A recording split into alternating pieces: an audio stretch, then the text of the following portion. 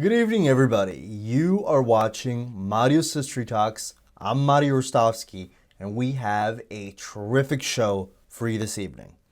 So, we left off last time, and I know it has been quite a while since we last saw each other, talking about how the Hunno-Turkic Bulgars finally managed to conquer the territory of Macedonia. And as we remember, it was the Bulgars who essentially became Slavicized like the Macedonians, as opposed to the Macedonians becoming Turkic like the Bulgars. But now we're going to finally put it all together. Finally piece together exactly how the Macedonians became Bulgarians in the eyes of the outside world for so long. And it wasn't anything the Macedonians had a hand in.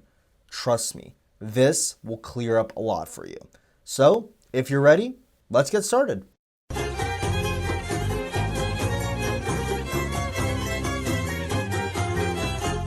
Now, this episode will be taking a look at the reign of Tsar Samuel, as well as the legacy of his short-lived empire and what this had on the Macedonian identity.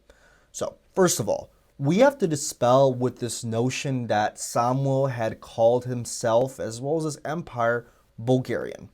This was a middle-of-the-ground approach argued by Macedonians in the past, essentially stating that he wanted to use the Bulgarian name as a form of legitimacy to carry over from the Bulgarian Empire into his own. Remember, the Bulgarian Empire, this was fully recognized, fully established in the eyes of the Byzantines, and it had its own Bulgarian Patriarchate Church as well. This is hard to come by back then.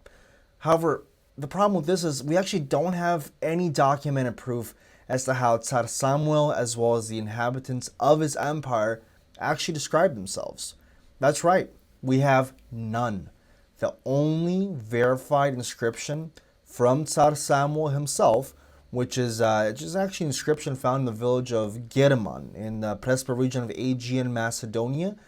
He simply calls himself Samuel, servant of God. No ethnicity attached to that. So, why is it commonly accepted knowledge that his was in fact a Bulgarian empire? Well, to understand that, you actually have to understand not only his defeat to the Byzantine Emperor Basil II, as well, but you also have to understand the Byzantine Empire itself. Remember, the Byzantines saw themselves as divinely appointed rulers on earth. Only they had a legitimate claim to rule, and that came from God himself. And any ruler or empire that was essentially recognized as legitimate had to come from their blessing alone. Remember that.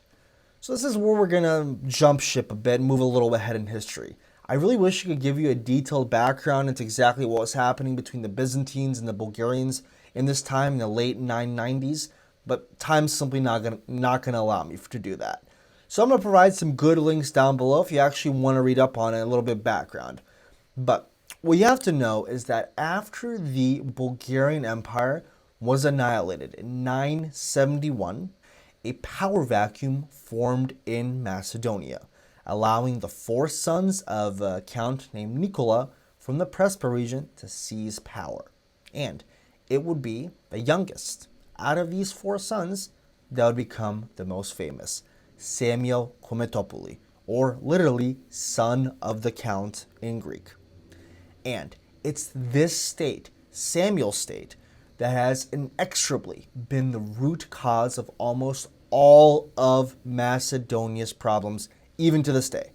So what happened? Well, after Tsar Samuel's state was decisively defeated at the hands of the Byzantine Empire Basil II, this is in 1018, the Byzantines had to work not only to reintegrate the territory back into Byzantine realm, but also explain what the hell happened. Hadn't the Bulgarian Empire been annihilated? What was this? Well, that's actually the core of the problem here. Remember, in the Byzantine Empire's eyes, the Bulgarians, they could only rule and have their own state because the Byzantines had granted them that power in the first place. They had the final say over the Bulgarians. So, just as surely as they could grant them the right to rule, they could also take it away. This was within their powers, and they did this in 971. Now, Samuel's state posed a problem for all of this line of thinking. If the Byzantines had finally done away with the Bulgarians in 971 and returned the land that was rightfully Roman apparently in the first place, then how can they explain Samuel, who crowned himself emperor, as basically saying he was appointed by God? Well, they couldn't. So they had to invent it. To maintain a continuity of Byzantine ideological dominance in the territory, the Byzantines, more specifically Emperor Basil II, they invented a narrative that essentially reinforced Byzantine control over the territory in question the entire time. So in fact, before this, there was actually little to no reference to Samuel by name at all. The only contemporary of Samuel to even name him was a man by the name of Stephanos of Armenia. And he actually called him Armenian. He traced his ancestry back to Armenia. And the Byzantines, right after Samuel's defeat, they took great lengths to mask him and his people behind a shroud of confusing terminologies. Definitely never going as far as to call him the Emperor of the Bulgarians. In most references to Samuel's state, they actually called the inhabitants either Scythians, Mesians, or foreigners altogether. In fact, Basil II, who Greeks and Bulgarians love to remind us that he was nicknamed Basil the Bulgar Slayer, actually, he didn't want to be remembered as the Bulgar Slayer. We look at his tomb's epitaph, he actually named his enemies in Samuel's state as the Scythians. There's actually an old Roman tradition of using names from classical times to push into the present to describe particularly cruel and arrogant enemies in the eyes of the Byzantines. So basically why they had to defeat them.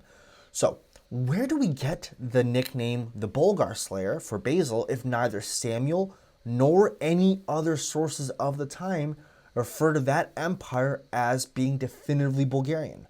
Well, as part of the reincorporation of Macedonia back into the Byzantine territory, in 1018, Basil gave it the administrative name, the Theme of Bulgaria, as well as Samuel's church in Ohrid, simply the name Bulgaria.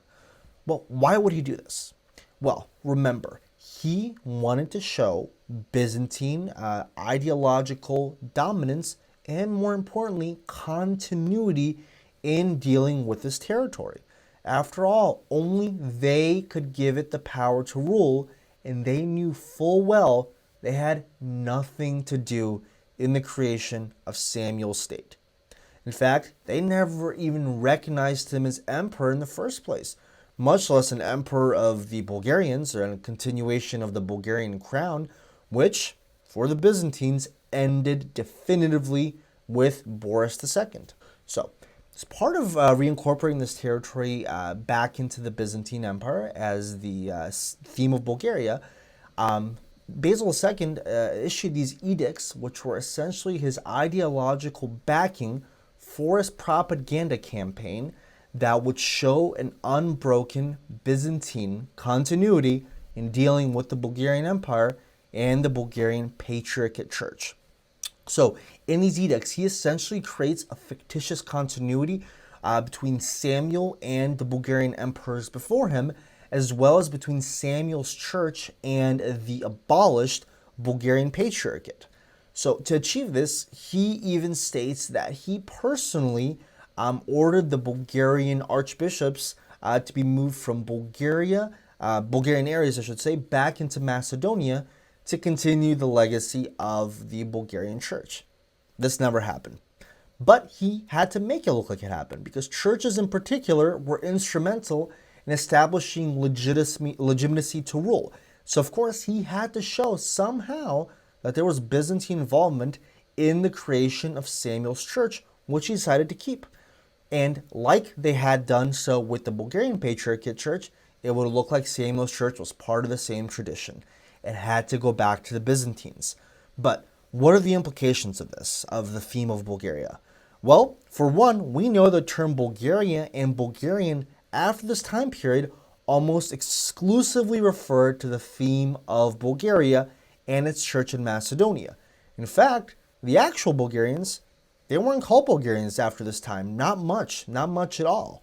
But why not just call the territory Macedonia in the first place and now go through this confusing mess as to who's a Bulgarian and who's not?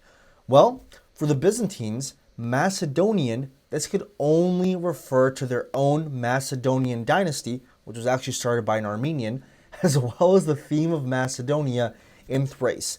This was royal grounds. Anything else called Macedonian could simply not exist. It would be a contradiction. It would be illegitimate to their ruling legacy. But here's what's important. Anyone living in the theme of Bulgaria was said to be Bulgarian, despite any ethnic origin. So take, for example, Theophilus of Ohrid. He was born a Greek priest. He later became the archbishop of the Ohrid Church, and when speaking about St. Clement, he wrote, "St. Clement handed over to us Bulgarians everything related to the church." Pretty curious. And moreover, the theme of Bulgaria actually covered mostly modern Macedonia, Kosovo, Serbia, and Montenegro, not historic Bulgaria at all.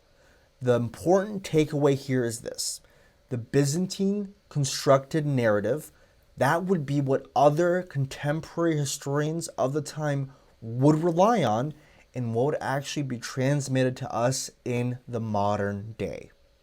The effect of it, this would only compound over time until Samuel's empire became Bulgarian, as well as everything within the theme of Bulgaria. Now, Greeks in particular, offhandedly after this, they would continue calling all Slavic speakers to their north as simply Bulgarians, despite not actually taking consideration what their origins actually were.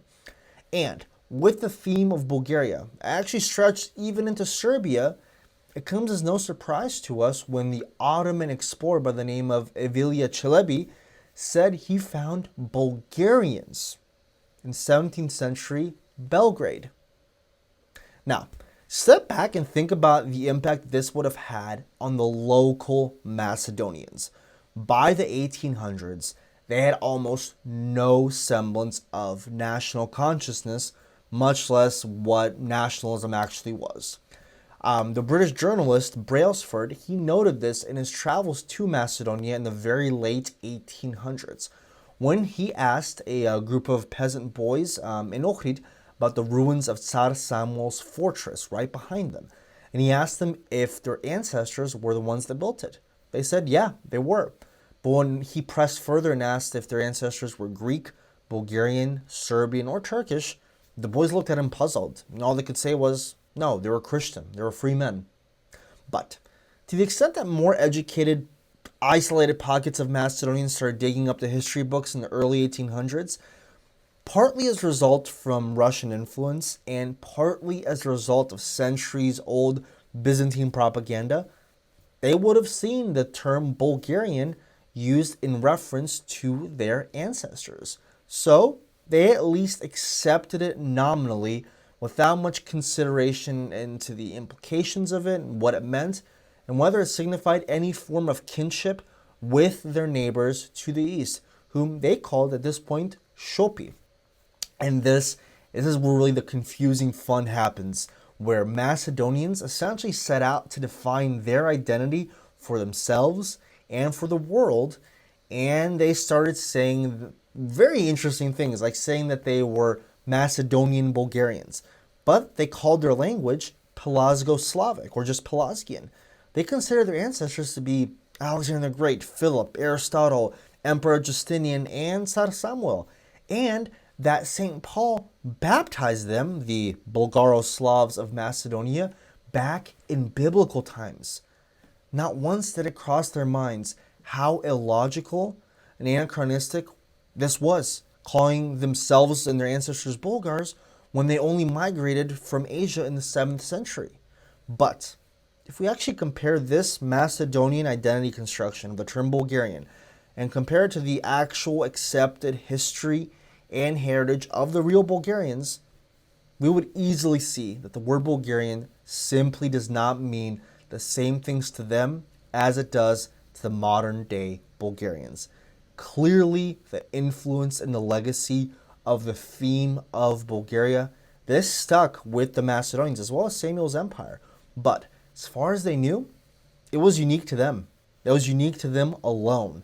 In fact, some Macedonians in the 1800s, they became puzzled when the Bulgarians, up until this point they called themselves just Slavs or Greeks or Serbs, they actually started calling themselves Bulgarians again. Macedonians were puzzled by this because to them, they were the pure Bulgarians, not these Shopi out to the east.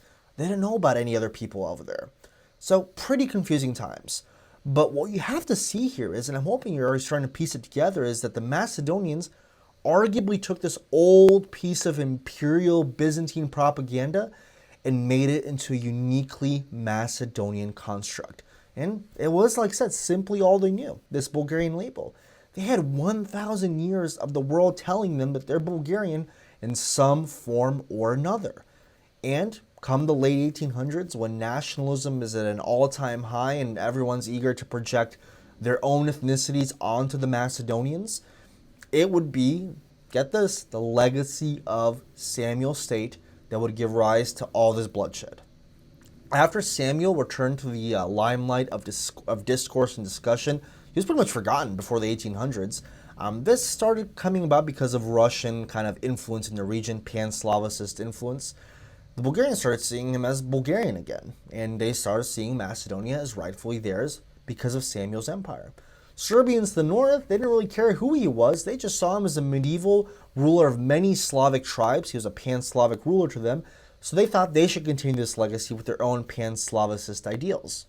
And finally, the Greeks to the south, they couldn't care less about Tsar Samuel. They were more concerned that they were the inheritors to the Byzantine Empire, so they looked to Basil II as part of their Megali Idea to essentially annihilate the region and remove Bulgarian influence. After all, he was, by this time period, known as Basil the Bulgar Slayer, even though this title came about centuries after his death.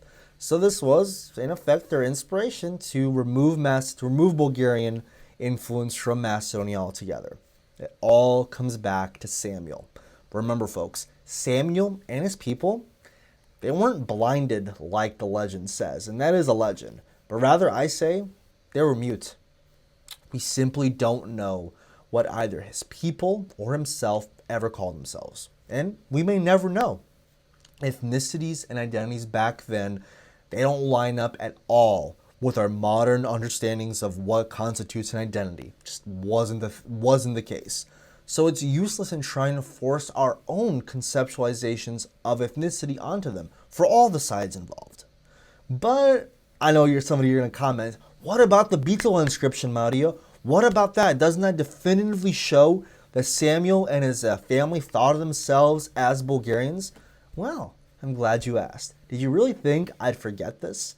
Well, I didn't. But for that, you are going to have to tune in to the next episode of Mario's History Talks, which I will be busy working on in the meantime and researching.